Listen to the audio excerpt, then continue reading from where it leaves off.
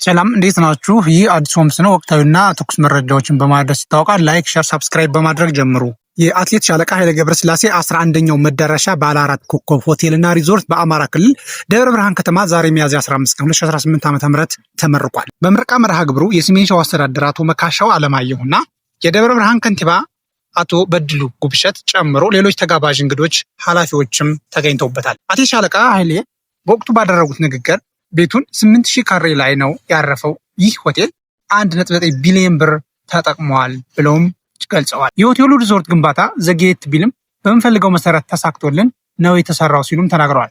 ከዚህ ቀደም 10 ሆቴሎችና ሪዞርቶችን እንደተገነቡና ደብረ ብርሃን 11ኛ መዳረሻ መሆኑን ገልጸው የቀጣዩ መዳረሻችን ጎንደር፣ ድሬዳዋ፣ ሐረር ይሆናል በማለት ሆቴል ግንባታውን እንደሚቀጥሉም አረጋግጠዋል። እንዲሁም የኃይሌ ሆቴልና ሪዞርት ግሩፕ የሚጨበጨብለት ሆቴል ጎንደር ነው ሲሉም የጎንደር ሆቴል ልዩ መሆኑን ከወዲሁ ጠቁመዋል።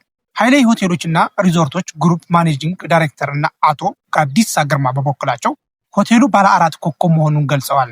እስካሁን በቋሚነት ለ2000 ዜጎች ቋሚ የስራ ዕድል መፍጠሩን፣ ሆቴሉ ሙሉ ለሙሉ ስራ ሲጀምር ከ3000 በላይ ለሚሆኑ ዜጎች የስራ ዕድል እንደሚፈጥርም ተናግረዋል።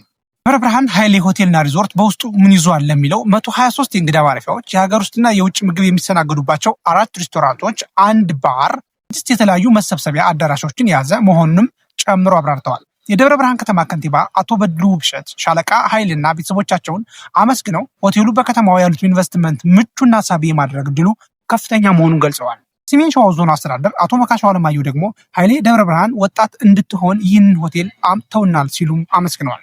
ሰሜን ሸዋ ዞን ለኢንቨስትመንት ስራዎች ምቹ መሆኗን ገልጸው ባለፉት 6 ወራት 370 የሚሆኑ ከ50 ቢሊዮን ብር በላይ ያስመዘገቡ ባለሀብቶች የኢንቨስትመንት ፈቃድ መውሰዳቸውን፣ ኢንቨስትመንቱ ለ65000 ዜጎች የስራ ዕድል እንደሚፈጥርም ተናግረዋል።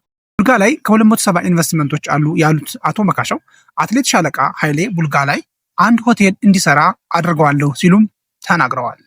መሰልና ወቅታዊ መረጃዎች እንዲደርሷችሁ አዲስ ሆምን ላይክ፣ ሼር፣ ሰብስክራይብ በማድረግ አበረታቱን። መልካም ቀን ይመቻችሁ።